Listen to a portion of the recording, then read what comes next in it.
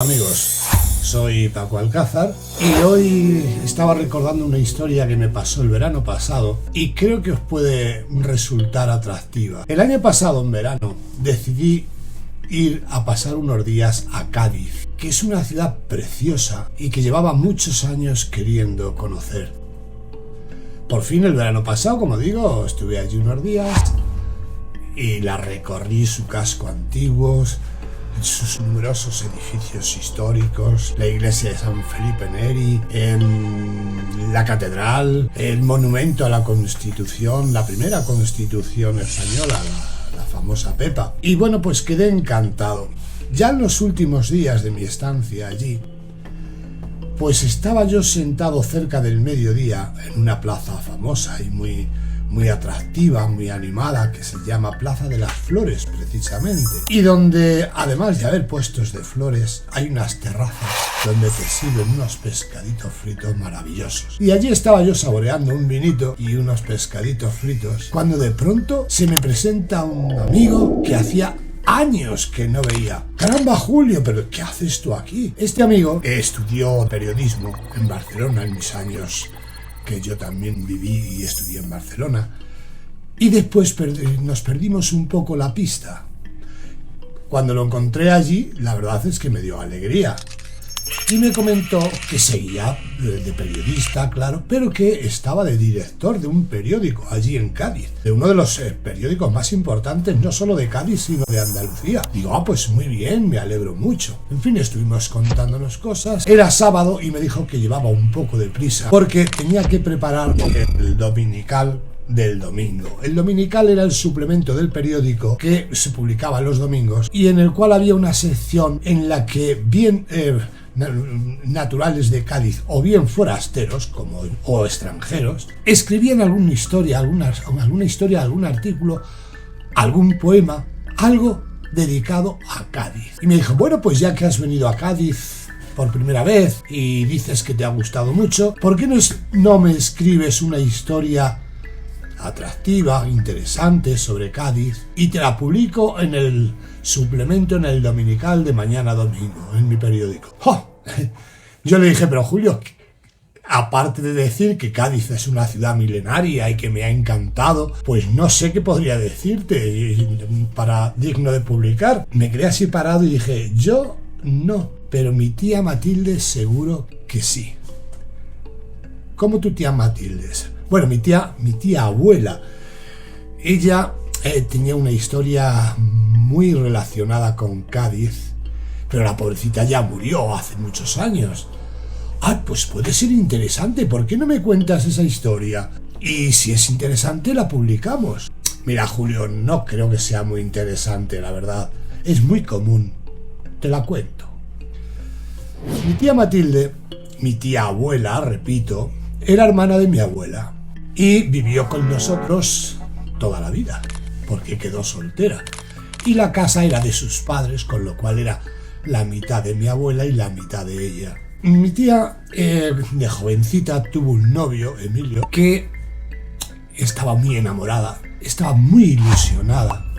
Y este Emilio vivía en La Habana, Cuba. Se escribían y tenían como proyecto casarse y en mi pueblo Alcázar, montar un comercio grande, Emilio decía, al estilo de los de La Habana, y trabajar los dos. Y ese era su proyecto. Por lo visto, Emilio vendió todas sus propiedades en La Habana y se vino para España con la intención de casarse con la tía Matilde y montar los dos este negocio, este comercio moderno, tipo los buenos comercios de La Habana. Bien, pues vendió todo, como digo, y cogió un barco de regreso a España. El barco, creo recordar que se llamaba el Trafalgar, y volvió con todo su dinero para Cádiz, que era el puerto donde se llegaba desde Cuba. Desde Cádiz cogería el tren que va a Madrid y en Alcázar de San Juan estaría esperándole su novia, la tía Matilde. Bien, pues todo preparado así y por lo visto llegó la fecha. Ella conserva pues las cartas y conserva algún telegrama en el cual le dice: llegaré a Cádiz tal día, a tal hora, todo. Pero llegó tal día y tal hora y no se presentó, no volvió. Ella pasó toda su vida enamorada de Emilio, recordándolo, y siempre decía que algo debía haber ocurrido en Cádiz. De ahí por lo que digo que mi tía sí tenía una historia con Cádiz. ¿Y por qué digo Cádiz? Pues porque ella recurrió a la Guardia Civil, preguntó, dio el nombre, los datos de él, el viaje, el día que lo hacía, el viaje de regreso, el nombre del barco, y le dijeron que efectivamente había llegado a Cádiz en el Trafalgar el día tal de tal, era 1900, principios de siglo, 1918 o 19 más o menos, con lo cual se pierde en Cádiz la historia. Pero esta historia no es muy relevante, Julio, para que la publiques en tu periódico. Es una historia más de las muchas que ocurren de una chica enamorada que el novio, por una u otra razón, no se presenta a la boda. Bueno, me dijo Julio, algo es algo. Veremos mañana si puedo publicar esta historia, si la escribimos un poco dándole un aire interesante y la publicamos, y si veo que no puede ser, pues nada. Me alegro de haberte visto después de tantos años. Te doy mi número de teléfono, porque no teníamos ni el teléfono de los años que llevábamos sin vernos. Me dio su teléfono, le di yo el mío, y todo terminó ahí. Yo terminé de saborear mis pescaditos. Por la tarde volví a descansar un poco al hotel y por la noche volví a recorrer ese centro histórico maravilloso, con esas tabernas, con esos aperitivos, con esos cantes que hay en algunos de estos bares, y al final pues terminas yéndote al hotel a dormir con unos cuantos vinitos de más, pero muy contento y muy feliz. Al día siguiente, domingo, yo me levanté, compré el periódico y me dispuse a leer el suplemento. Y sí, qué curioso, la historia tal y como la había contado a mi amigo Julio, para algo éramos amigos, pues me la publicó en el suplemento. Me dio alegría ver esa historieta contada en el suplemento del periódico gaditano. Bien, desayuné, seguí leyendo otros apartados del periódico, y cuando ya me disponía a levantarme para dar un paseo, suena mi teléfono. Era Julio, mi amigo, el periodista, el del día anterior. Me dice: oye Paco, perdona, pero me ha llamado un señor desesperado que necesita hablar contigo. ¿Cómo que necesita hablar conmigo? Sí, referente a la historia que hemos escrito, que la ha leído, se ha sentido identificado y dice que tienen una necesidad imperiosa de hablar contigo, que él tiene la segunda parte de esa historia. Y a ver, digo, no entiendo nada, digo, la segunda parte de esa historia. Este señor, Emilio, el novio de mi tía, tendría ahora 120 años, no puede ser él. ¿Quién es y qué ocurre? Mira, no, además es un sacerdote y dice que tiene que hablar contigo. Me ha pedido tu número de teléfono y lógicamente yo no se lo he dado sin tu autorización. ¿Quieres que se lo dé y hablas con él? Digo, bueno, dáselo porque estoy intrigado, no sé qué podrás querer. Vale, Julio, dale mi número de teléfono. Y todo quedó así. Ya volví a coger el periódico, se acercó el camarero y volví a pedirle algo más, en vista de que parecía que la mañana se complicaba. No tardó ni 5 minutos en llamarme un señor. Perdón, caballero, ¿usted es el autor de esta historia que he leído hoy en el periódico? La voz de este señor delataba que era ya bastante mayor. Y le dije, sí, soy yo, pero ¿qué ocurre? Por favor, necesito hablar con usted. Esta historia hace muchos años que la conozco y necesitaba darle pues un fin, necesitaba darle un perdón, necesitaba cerrar la página de este libro. Mire, le dije, no entiendo nada. ¿Quiere usted que hablemos personalmente? ¿Dónde se encuentra usted? Y le dije, estoy en una terraza de una plaza que se llama Plaza de las Flores. Ah, sí, la Plaza de las Flores la conozco, me dijo. Y además estoy cerca de allí. Yo soy sacerdote, o mejor dicho, fui sacerdote porque ya estoy jubilado y vivo en una residencia para sacerdotes precisamente cerca de esa plaza. ¿Podemos vernos ahora? Claro, naturalmente, le dije. Mire, aquí le espero.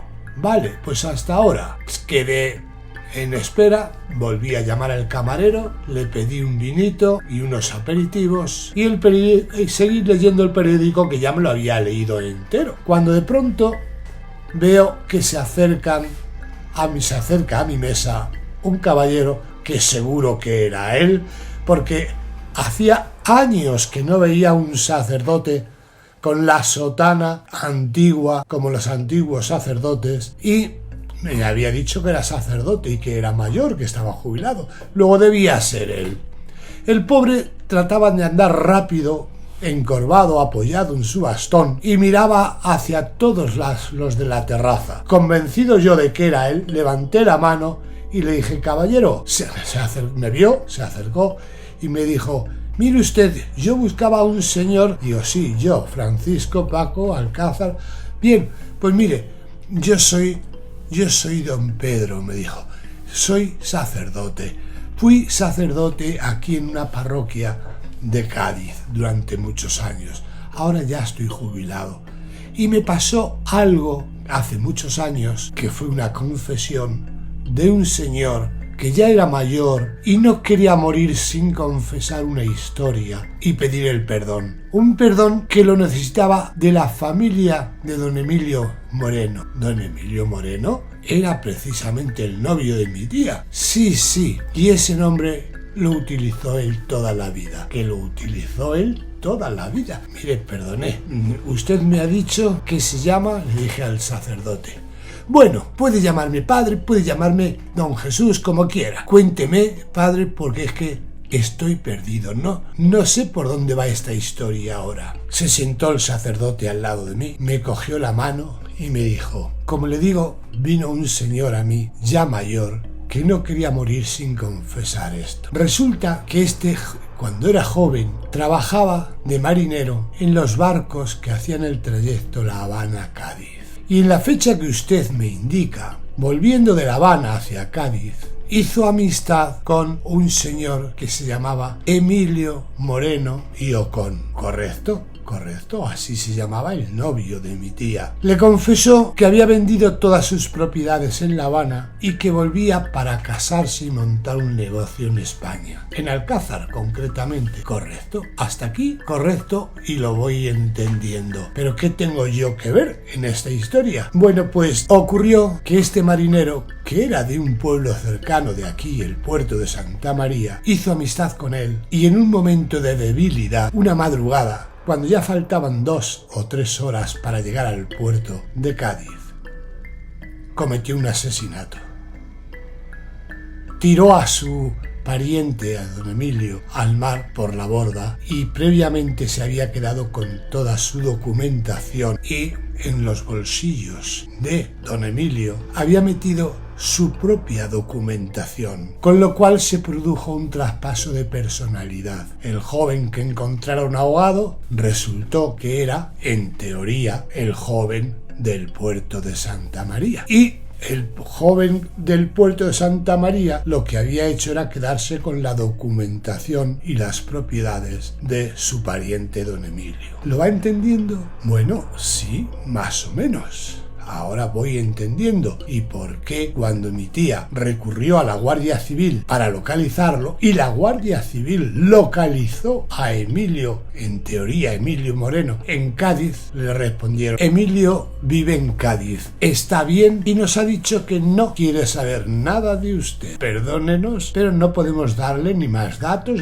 ni dónde vive porque es privado. No hay ningún delito, es solamente un joven que ha decidido no casarse y no hay más que hablar. Pero ella no creyó esta historia y siempre pensó que debía venir a Cádiz a resolver esta situación y descubrir qué es lo que realmente había pasado con su novio. Bien, el recurrió a documentación de don Emilio para rehacer su vida. Ante su familia más íntima contó la realidad. Todos sabían que se trataba de este joven, pero que tenía otra personalidad, otros documentos. Se vino a Cádiz, dejó su pueblo. En su pueblo fue enterrado don Emilio como si fuera el joven marinero, y él trató de vivir toda su vida. Incluso se casó, tuvo hijos, tuvo trabajo, tuvo sus negocios con la nueva personalidad. Pero nunca consiguió olvidarse de esta historia ni superar estos hechos. Y vino a mí a confesar cuando ya era mayor y me dijo: no he podido ser feliz. El dinero no me ha dado la felicidad. Ese hombre, yo corté su vida.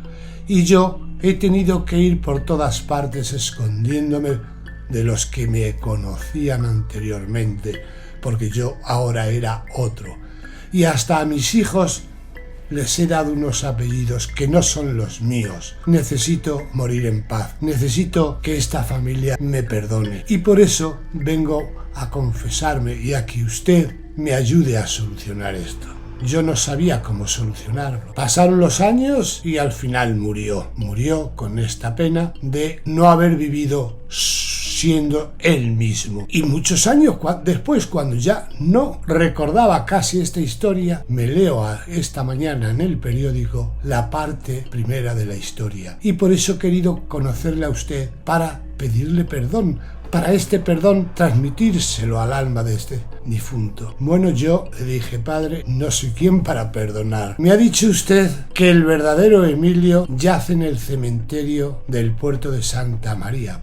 Pues mire por dónde mi tía, si viviera, podría venir a llevarle unas flores. ¿Cómo podría venir convencida de que Emilio no la había olvidado ni abandonado, sino que algo grave le había ocurrido? Yo solo puedo decir que Dios perdone y que dé paz a todos, porque todos están ya con él. Y lo único que podemos hacer es recordar esta historia. Padre, ha sido un placer conocer esta segunda parte de la historia, y por mi parte no tengo nada más que decir. Bueno, pues esta es la historia que no me esperaba. Me llamó nuevamente mi amigo y me dijo: me ha contado el sacerdote la segunda parte de la historia. ¿Quieres que la publiquemos el próximo domingo? Y dije: mira, pues vale. Ahora resulta que vamos a contar una larga historia de Cádiz, 2 domingos seguidos. Pues muy bien. Ahora, eso sí, les recomiendo a todos que vayan a Cádiz. Merece la pena. Precioso.